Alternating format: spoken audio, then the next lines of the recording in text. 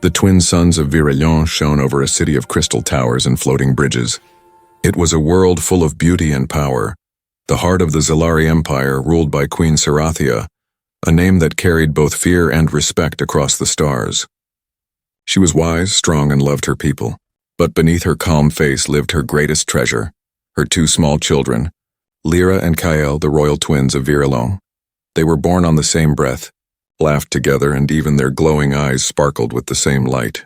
The people of Virelion believed the twins were a sign of peace for the future. But peace is a fragile thing, and sometimes even stars can fall into darkness. It happened one quiet night. The palace was silent except for the hum of the wind outside the glass domes. The queen's guards stood at their posts, unaware that shadows were moving between the halls. Silent, fast, and unseen. Inside the nursery, the twins slept under a silver blanket. The moonlight touched their faces. They dreamed softly until a faint hiss broke the silence. A door slid open. A figure covered in black armor stepped in. A small device blinked red on its wrist. The air shimmered for a moment and both children vanished. No sound, no scream. Only the empty echo of the room remained. Moments later, the palace alarm screamed. Guards ran through corridors. The queen rushed in, her golden robe trailing behind her. When she saw the empty beds, she froze. Her heart felt like it had stopped beating. Then she screamed, a cry that made the palace walls tremble. "Find them," she shouted. "Find my children, now!"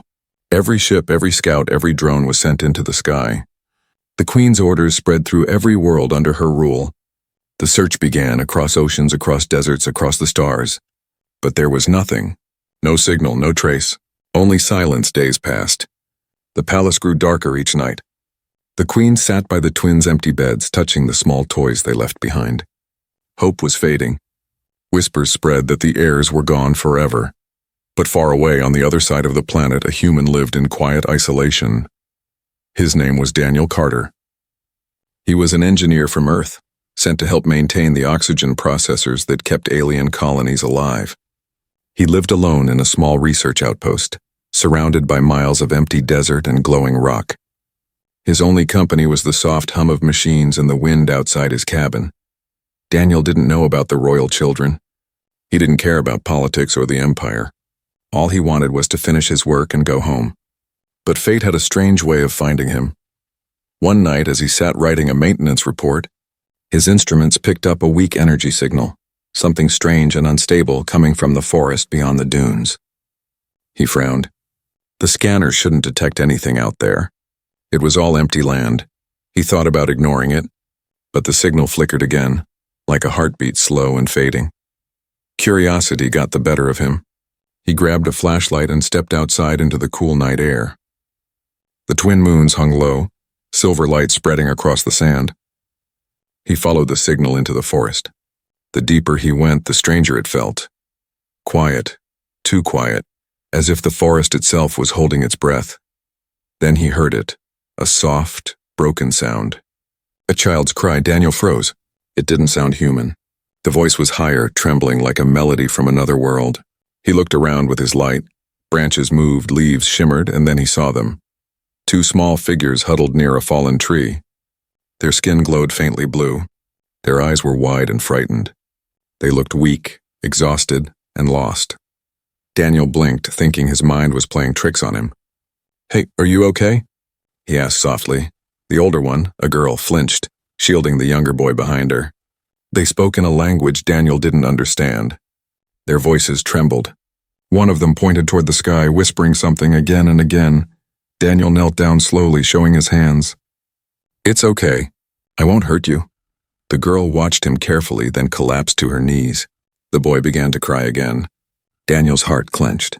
Whoever they were alone, cold and scared. He wrapped his coat around them and carried them back toward his cabin. The girl's skin felt warm, pulsing with a faint light under his arms. The boy mumbled something, half asleep, and clung to Daniel's shirt. By the time they reached his camp, the night had grown colder. He placed them on his cot, covered them with a blanket, and gave them water. They drank slowly, their glowing eyes watching him. For a while, no one spoke. Then Daniel smiled weakly. "Guess I've got company tonight," he whispered. He didn't know who they were. He didn't know that the galaxy was searching for them. He didn't know that the Queen's heart was breaking because of the two children now sleeping under his roof. Outside, the night grew darker. The wind carried faint echoes of engines in the distance, scouts searching, hunters moving closer. Inside the small human cabin, two alien children slept soundly for the first time since their escape. Their glowing heads resting gently on Daniel's chest, and far above, under the starlit sky, destiny had just begun to move. Morning came slowly to the desert. Golden light spilled over Daniel's small cabin, touching the metal walls and the silent machines inside. The human engineer sat by his desk, half awake, trying to understand the strange night he had just lived through. Two alien children, lost, frightened, glowing faintly in his bed. Daniel rubbed his eyes. "Maybe I'm dreaming," he muttered. But when he looked again, the dream was still there. The girl and boy were sleeping close together, wrapped in his old blanket. The boy's small hand clutched the edge of Daniel's jacket like it was a shield. Their breathing was soft, peaceful, but their skin shimmered in the sunlight, blue, almost transparent, like crystal touched by fire. He couldn't help but stare. "Who are you?" he whispered. Then the girl opened her eyes. They were bright violet, glowing softly like twin stars. She looked at him, confused but calm. For a moment, no one moved. Then she whispered something in her language. The words sounded like music, but Daniel couldn't understand a single one. He pointed at himself. "Daniel," he said slowly. Then he pointed at her. "You?" The girl hesitated. Then she placed her hand on her chest and said softly, "Lyra." She pointed at the small boy still asleep beside her. "Kyle," Daniel smiled. "Lyra and Kale," he repeated, trying to pronounce it right. The girl's lips curved into a faint smile just for a second. Then she looked down again, nervous and shy. He could see the fear in her eyes. They didn't trust him yet, but they hadn't run either. That was something. Daniel stood and walked to his small food unit. He heated up some nutrient bars and poured water into 2 metal cups. The smell of warm bread filled the room. The children watched him carefully, like wild creatures studying a stranger. He placed the food in front of them. "Eat," he said gently. "It's okay." Lyra sniffed the food suspiciously, then took a small bite. Kale followed her lead, still half asleep. Within minutes, the two were eating quickly as if they hadn't eaten in days. Daniel's heart ached watching them. When they finished, he tried asking simple questions using gestures. "Where from?" he asked, pointing up to the stars. Lyra nodded, then pointed to the sky too, but her face darkened. She grabbed Kale's arm and drew a small circle on the table, then another, then crossed one out with her finger. Daniel didn't understand it completely, but he saw the sadness in her expression. Something had happened to their home. Something terrible. Then the power flickered. The cabin lights dimmed, screens went black for a moment, then came back. Daniel frowned. "That's strange. No storms today." He checked the console. Signal interference coming from the North Ridge. A few seconds later, the radar blipped again. Movement. Multiple heat signatures. "Damn," Daniel whispered. He stared at the screen. It wasn't wildlife. The signals were moving in formation, search patterns. Whoever they were looking for something. He turned slowly toward the children. Lyra's eyes widened. She understood before he even said a word. "You're hiding from them, aren't you?" Daniel said softly. The girl didn't reply, but her trembling hands gave him the answer. Outside, the wind picked up. The desert sky turned from gold to gray. Something in the air changed, heavy and electric. Daniel walked to the door, grabbed his old blaster, and checked the charge. "Okay, Carter," he muttered. "You've officially lost your mind." He stepped outside. The wind whipped around him, carrying sand and the faint scent of smoke. He looked toward the ridge and saw movement. Small drones flying low, their red eyes scanning the ground. He ducked behind a rock and watched. They weren't government drones. Their markings were wrong. Private hunters, maybe mercenaries. Someone rich had sent them. He ran back inside and closed the door. "You need to stay quiet," he whispered. "Do you understand?" Lyra nodded quickly and hugged her brother. Daniel turned off all external lights, shut down the radio, and covered the windows with metal sheets. The cabin fell into shadow. For a long moment, there was only silence, broken only by the children's slow breathing. Then came the sound. A low, distant hum. It grew louder. A drone passed directly over the cabin. Its red light glowed through the cracks. The children froze. Lyra pressed her face into Daniel's chest, trembling. Cale hid under the blanket. Daniel didn't move. He barely breathed. After a few seconds, the light faded. The hum moved away. Silence returned, but then tap, tap, tap, something hit the roof. Daniel looked up, confused. Another tap. Then another. Like small stones. He walked quietly to the window and peeked through the metal cover. His blood ran cold. It wasn't stones. It was ashes falling from the sky like dark snow. And in the distance beyond the dunes, something was burning. The signal on his radar beeped again, stronger this time. They were coming closer. Daniel turned to the children. "We have to move," he said quickly. "Now!" Lyra stood, holding Cale's hand tightly. Her small voice trembled as she said one word in English, the first she had learned from him. "Safe?" Daniel nodded, forcing a brave smile. "I'll keep you safe." He opened the back hatch, the wind howling in. The horizon burned red. Somewhere out there, a war was moving toward them. And in that moment, Daniel Carter, the lonely human engineer, became something he never expected to be, a protector. The wind screamed across the empty desert as Daniel's small transport rover rolled over the dunes. Dust swirled behind it, glowing faintly in the twin suns. Inside, the two alien children huddled close together, wrapped in Daniel's thick jacket. Daniel gripped the controls tightly, eyes fixed on the radar. Red blips flickered across the screen, 3 pursuers closing fast. He had been driving since dawn, trying to stay ahead of whoever was hunting them. He didn't know who they were. He didn't even know why the children were being chased. But one thing was clear now: if he didn't keep moving, they would all die. Lyra sat silently beside him, holding her younger brother. "Cale." She watched Daniel with those bright violet eyes that seemed to see everything. Her small hand reached out and touched his arm gently. "Safe?" she whispered again. Daniel forced a smile, even though fear clawed at his stomach. "Yeah," he said softly. "We're safe. For now." He wasn't sure he believed it. As the rover climbed a rocky ridge, Daniel spotted movement in the sky. 3 black shapes gliding low. Drones. Their red sensors scanned the sand like hungry eyes. He quickly cut the engine, letting the rover drift behind a large rock formation. The sound of wind replaced the hum of machines. He turned to the kids. "Quiet," he mouthed.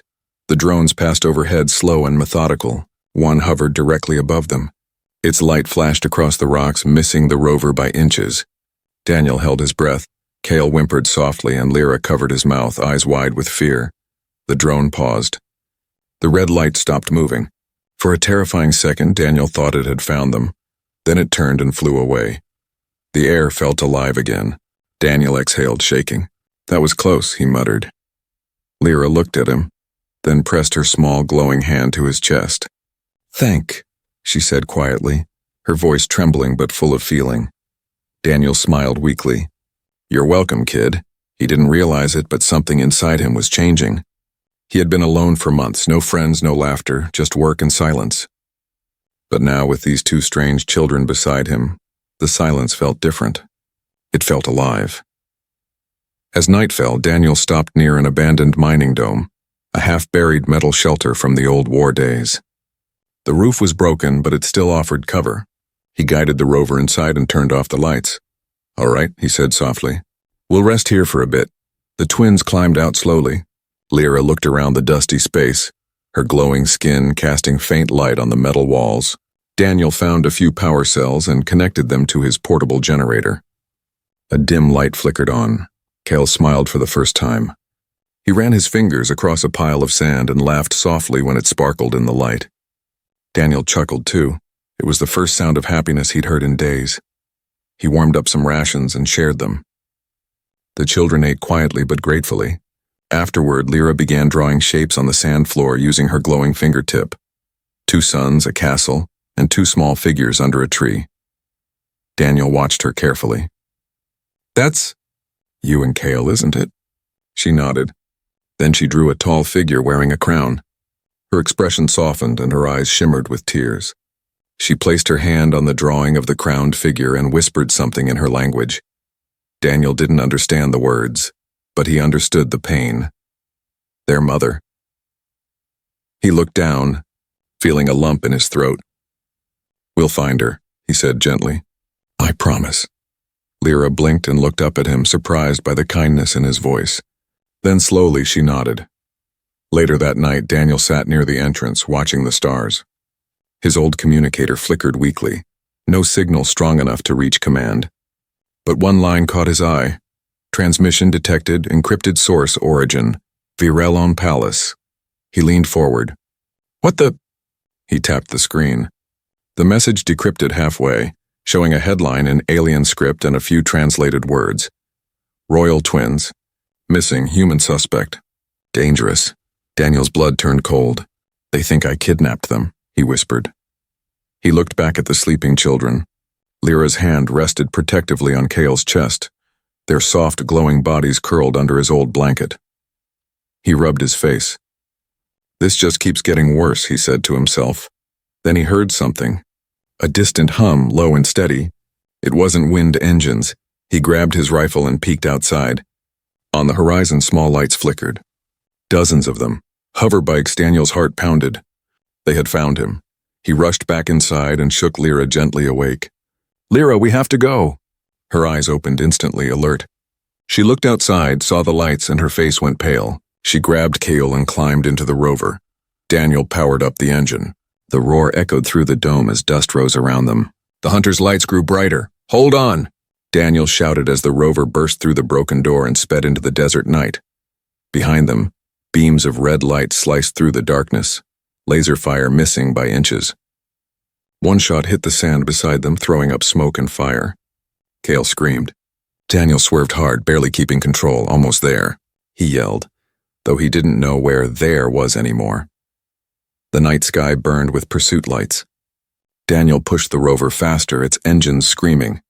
Lyra held on tightly, whispering something over and over, a word Daniel didn't understand. But it sounded like a prayer, and for the first time in years, Daniel Carter prayed too, not for himself, but for the two glowing children who had somehow become his world. The desert of Virelon stretched endlessly, glowing faintly under the twin moons. The sand was not golden like Earth's. It shimmered silver blue, as if the ground itself remembered the stars it came from. Daniel Carter's rover cut across the dunes, its engines humming low. Inside, the two alien children slept, their heads resting on his lap. Daniel's eyes were red with exhaustion. He hadn't slept in 2 days. Every time he closed his eyes, he saw the chasing lights of the bounty hunters, the burning sky behind them, and those innocent faces begging him to keep them safe. He kept driving. When the fuel light blinked red, he finally stopped near a canyon filled with crystal rocks. He shut off the engine and listened. Only the wind howled. For the first time in hours. Silence. He leaned back, breathing hard. "We made it. At least for now." Lyra stirred beside him. Her violet eyes blinked open, glowing softly in the dark. She sat up, looking at the strange sky, then at Daniel. "Safe?" she asked in her quiet voice. Daniel smiled weakly. "Yeah, kid, safe, I hope."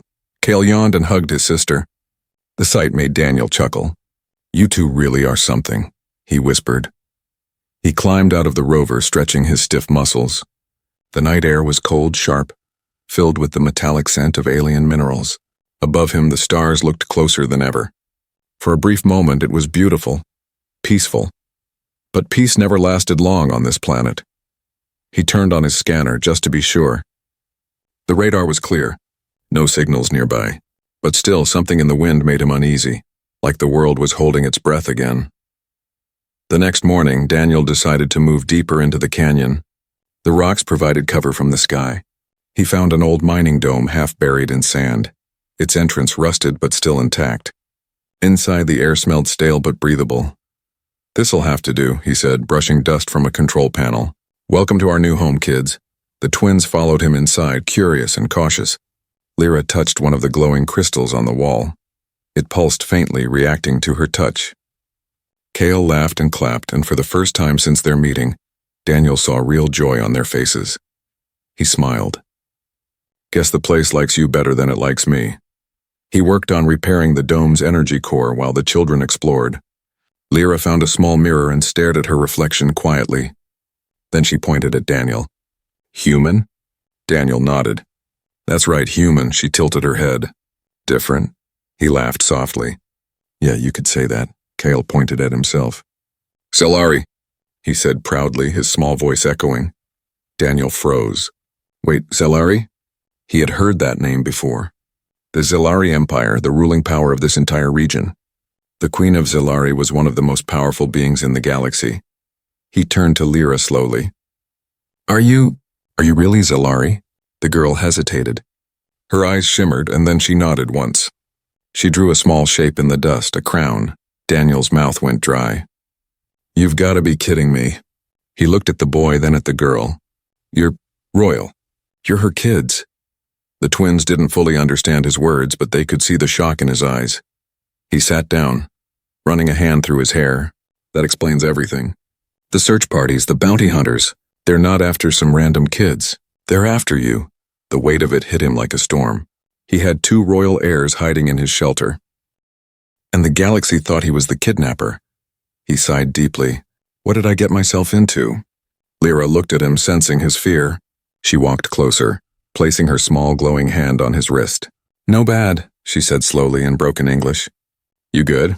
Daniel looked at her, stunned by the simple trust in her words.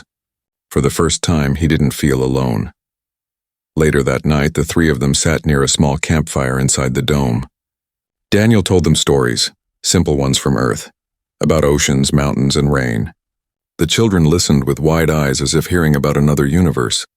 When he described the sea, Cale laughed, imagining endless water. Blue? He asked. Daniel nodded. Yes, blue. Like your eyes. Lyra smiled, then pointed to the sky outside. Stars, safe? Daniel stared at the stars through the dome's crack. He wanted to say yes.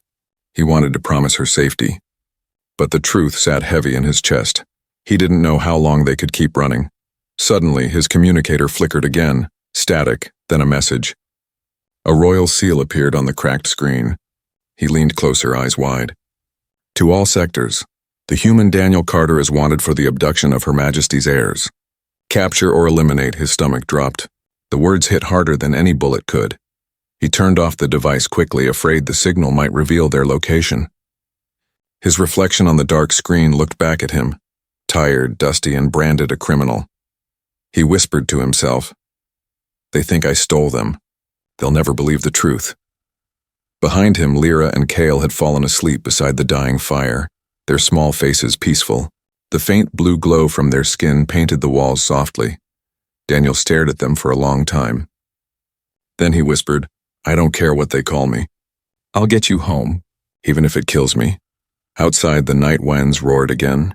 The sky burned faintly with red lights far away. The hunters were still out there. But deep inside the canyon, hidden under layers of metal and stone, 1 human and 2 alien children dreamed of a world where they could finally stop running. And for the first time since the chase began, Daniel Carter didn't just feel like a fugitive, he felt like a father. The canyon was quiet, too quiet.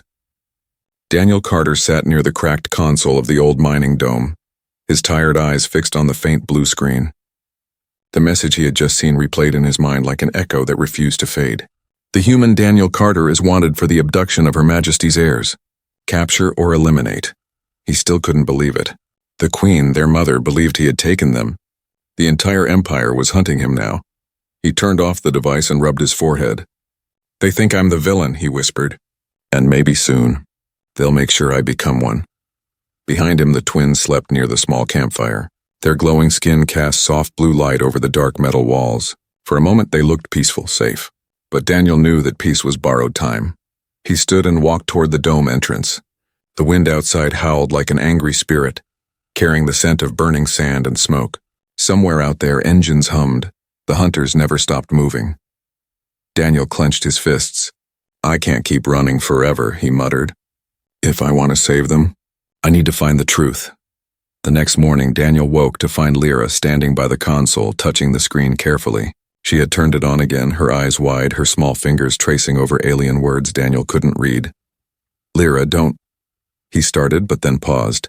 Her voice was soft. Mother, she whispered, pointing at a symbol on the screen. Daniel leaned closer. The text was written in Zelari script, but 1 line was translated automatically. Private transmission, Royal Council, encryption code V93. Daniel's heart raced. That's not a public signal. That's from inside the palace, he hesitated. If he opened that message, he'd be committing treason under Zalari law. But if he didn't, they would all die hunted and misunderstood. He looked at the children, small, innocent, and trusting. Then he made his choice. All right, he whispered. Let's see what they're hiding. He began decoding the message, fingers flying across the controls. The screen flickered, then stabilized. A blurry hologram appeared, an alien officer with hard, cold eyes. His name tag read General Vorath. Daniel's jaw tightened. He recognized the face, the Queen's military advisor. Vorath's deep voice echoed through the dome. The twins will be removed quietly. Once gone, the Queen will be forced to break the treaty with the humans. War will return, and the Zalari will rise again. The recording ended. The dome fell silent. Daniel stared at the empty screen, his pulse pounding. So that's it, he whispered. Vorath, you did this. You kidnapped them to start a war. He looked at Lyra, whose eyes shimmered with tears. She didn't understand all the words, but she could feel the truth in his tone. Daniel knelt beside her. Your mother didn't betray you, he said softly. She doesn't know. She's being lied to. Lyra wiped her eyes and nodded slowly. Then she said something in her language, a word Daniel didn't know, but her voice carried strength. It sounded like hope. Hours later, Daniel packed their supplies. We can't stay here, he said. They'll trace this signal soon. We need to move closer to the capital. Lyra looked nervous. Queen? She asked. Daniel nodded. Yes, we're going to her. We'll tell her the truth. Cale tugged on his sleeve, eyes wide. Danger? Daniel smiled faintly. Always, kid. But sometimes you have to walk through danger to reach home. He led them outside. The sun burned high above, reflecting off the crystal cliffs. The rover's engines groaned as it started again. The children climbed in, holding hands. Daniel glanced at them in the mirror and felt something shift in his chest. An ache he couldn't explain. He had been many things in his life. A soldier, an engineer, a survivor. But never a protector. Until now. As they moved through the canyon, Daniel's communicator beeped again, this time with a human frequency. He froze. A familiar voice came through the static. Carter, this is command. You've gone dark for 3 cycles. Explain your situation. Daniel hesitated. His throat went dry. Should he tell them? Should he trust anyone? He pressed the button. This is Carter, he said slowly. I've found something. Something big. 2 survivors. Alien miners. I can't transmit details. Too risky. The voice on the other end hardened. Carter, you are under investigation. The Zalari accuse you of treason and abduction. Return immediately for questioning. Daniel's jaw tightened. Can't do that, Command, not yet. I've got lives depending on me. Carter, this is an order. He looked at the sleeping children beside him. Then he turned off the radio. I'm done taking orders, he said quietly.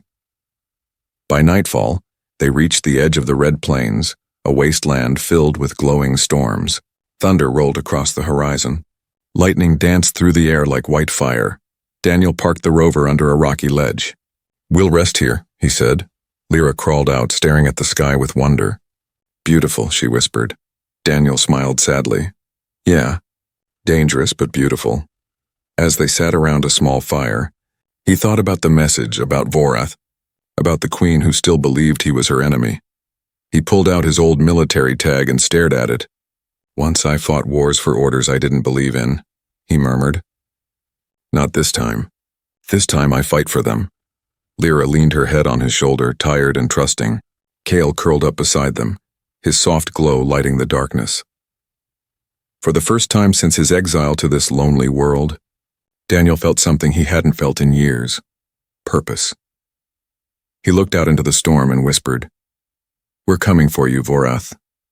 And we're bringing the truth. Lightning flashed across the sky, cutting the darkness in 2. The human and the 2 royal children sat under the roaring heavens. Alone, hunted, but no longer helpless. They were a family now, and no empire in the galaxy could stop what was coming next. The city of Virellum Prime shimmered like a living jewel beneath the twin suns.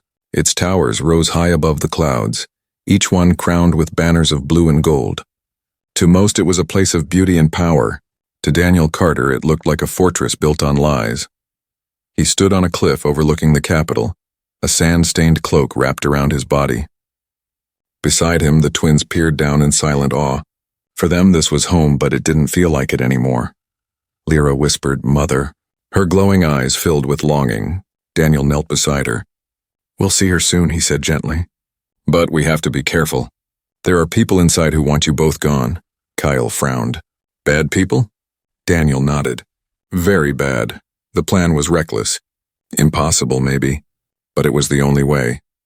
Daniel had stolen an old cargo shuttle from a desert trader, rewired its ID codes, and hidden the twins inside a sealed supply pod. If his calculations were right, the ship would enter through the palace's lower maintenance bay, an area guarded by machines, not soldiers. He checked the systems one last time, then looked at the twins. "Once we're inside, don't make a sound. I'll come for you when it's safe." Lyra grabbed his hand. "Promise?" Daniel smiled, tired but determined. "I promise." The flight to the capital was silent. The shuttle sliced through the clouds, blending with other transports heading to the city.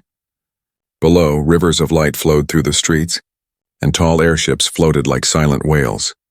When the ship landed, Daniel slipped out through the maintenance hatch wearing a stolen technician's uniform. He moved like a shadow, keeping his head down as drones scanned his badge. Each step brought him closer to the truth and closer to death. The palace was even grander up close. Massive golden doors, statues of Zelari ancestors, and glowing crystals that sang faintly in the air. It was beautiful and terrifying. He passed through the halls, blending in with workers until he reached the communication wing. From there, he accessed the security system. One wrong move and alarms would scream across the city. He typed fast, fingers trembling. The Queen's personal chamber location flashed on the screen. Level 9 Central Spire. Daniel's heart pounded. All right, showtime. Meanwhile, inside the palace, Queen Sarathia sat alone on her throne. Her eyes were weary, her crown heavy. For days she had refused to eat or rest. Her children were gone, and every hour without them felt like a wound that would not heal. Her advisor, General Vorath, entered the hall. His armor gleamed black, his expression cold. "Your Majesty," he said, bowing slightly, "our forces continue to search the outer colonies. The human criminal remains at large." The Queen's voice was low. "A single man hides from an empire, and yet you cannot find him." Vorath's lip twitched. "He is clever, but I assure you he will not escape." The Queen turned away, her gaze distant. "Find my children, Vorath." "I care nothing for the man. I want my children back." Vorath smiled faintly. "Of course, my Queen." But behind that smile hid something darker, a secret ready to explode. Back in the lower halls, Daniel slipped through the corridors, avoiding guards. When he reached the Royal Spire's base, he activated a lift using the stolen ID chip. The doors closed with a soft hiss. He exhaled shakily. Almost there. But as the lift began to rise, a cold voice echoed from above. "Going somewhere, human?" Daniel froze. Vorath stepped into view, flanked by 2 armored soldiers. His red eyes glowed in the dim light. "I was wondering when you'd crawl back here." Daniel's hand went for his blaster, but Vorath was faster. Energy bolts hit the wall beside him, forcing him to dive for cover. The lift jolted to a stop between levels. Sparks flew. Vorath laughed. "You think you can save them?" "The Queen already believes you're her enemy." Daniel shouted over the noise. "I know what you did." "I saw the message, Vorath. You took them to start a war." Vorath's smile widened. "You talk too much." The general threw a grenade-like device. Daniel caught a glimpse of its glowing core and realized it wasn't meant to kill. It was a beacon.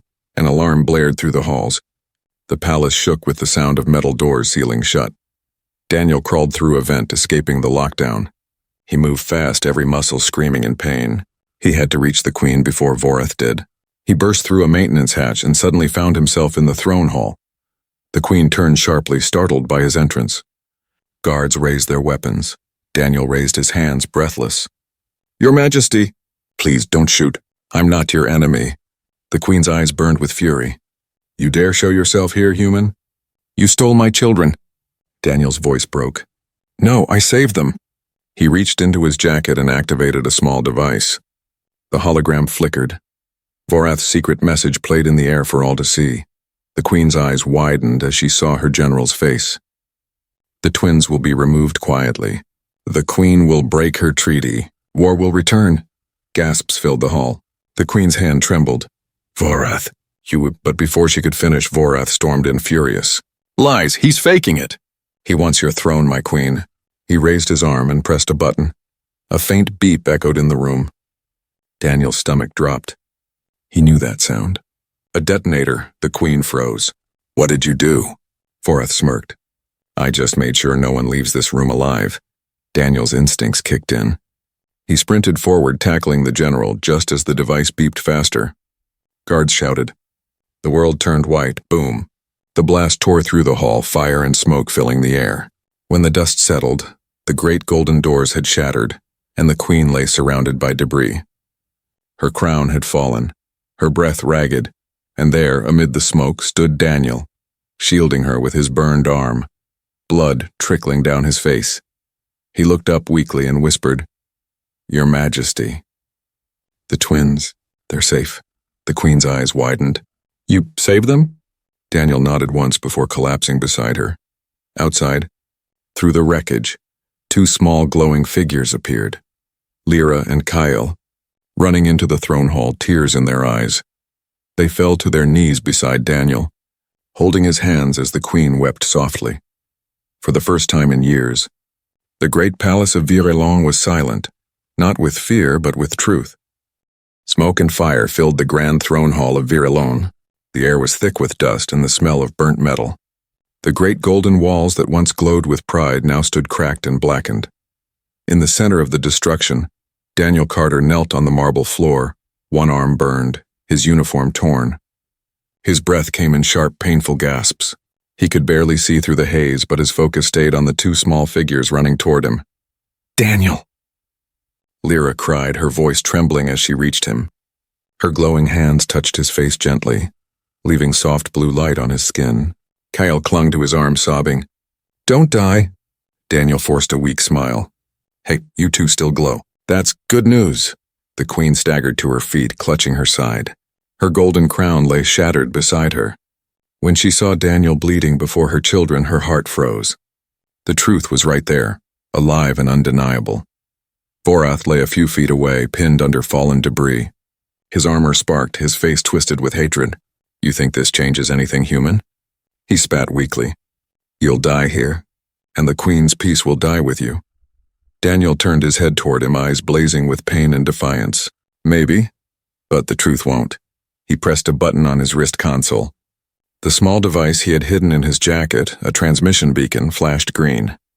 The hologram replayed Vorath's confession one last time and sent it out across every active frequency in the system. The twins will be removed quietly. The queen will be forced to break the treaty with the humans. The message echoed through the city, through the military channels, through every ship orbiting Virelon. The truth was free. Outside, soldiers froze as the broadcast reached them. Commanders dropped their weapons in shock. On distant colonies, humans and Zalari alike watched the truth unfold, realizing the human who had been branded a traitor had saved them all. Inside the ruined hall, Vorath roared, trying to break free. You fool! You think your words will change centuries of hate? Daniel rose to his feet, shaky but unbroken. His voice was quiet but steady. No, but maybe they'll start something better. Vorath lunged forward, pulling a small blade from his armor. He charged straight at the queen. Daniel didn't hesitate. He stepped in front of her, blocking the strike with his own body. The blade burned into his side. He gasped, collapsing to his knees. Daniel! Lyra screamed, catching him as he fell. The queen's guards rushed in, overpowering Vorath and dragging him away. The traitor's shouts echoed as he was taken down the corridor, but Daniel barely heard it. His world was fading, faces, sounds, light, all blending into one blur. He felt a soft hand on his cheek. The queen knelt beside him, tears streaming down her face. You saved my children, my empire, and my soul. Daniel gave a faint laugh. Not bad. For a mechanic, Lyra held his hand tightly. No die, she whispered. Please, no die. He looked at her, his vision dimming, but he smiled again.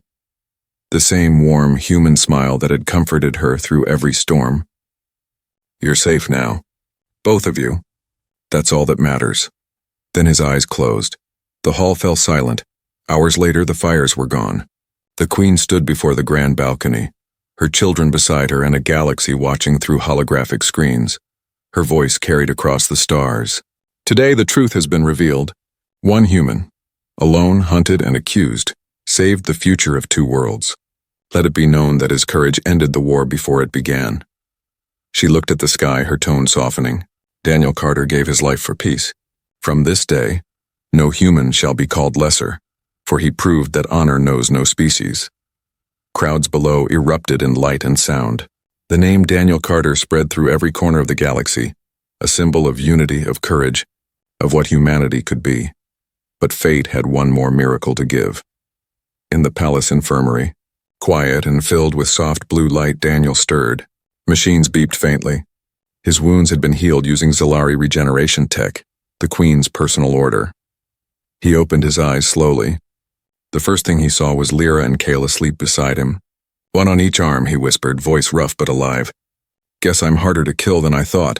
The Queen entered the room, smiling through tears. You shouldn't be alive, she said softly. But I'm glad you are. Daniel tried to sit up, grimacing. Guess I still owe you a palace repair bill. The Queen laughed, a sound the palace hadn't heard in months. You owe me nothing, human. You've given me everything. She placed her hand over his. You will never be forgotten, Daniel Carter. From this day forward, you are not an outsider. You are a hero of Virelon. Lyra woke and looked at him with sleepy eyes. Home? She asked. Daniel smiled gently. Yeah, kid, home. Weeks later, Daniel stood on a high balcony watching the sunrise over Virelon's shining towers. The scars on his body would never fully fade, but neither would the bond he shared with the children who had changed his life. He wasn't just a mechanic from Earth anymore. He was the man who had protected two alien children, faced an empire, and stood against war with nothing but heart and courage. As the suns rose higher, Daniel whispered to the wind, Guess humanity's got a place among the stars after all. Behind him, the twins laughed and ran toward him, their light glowing bright. And for the first time in centuries, on the planet of Virelon, humans and Zalari looked up at the same sky, not as enemies, but as family. The end.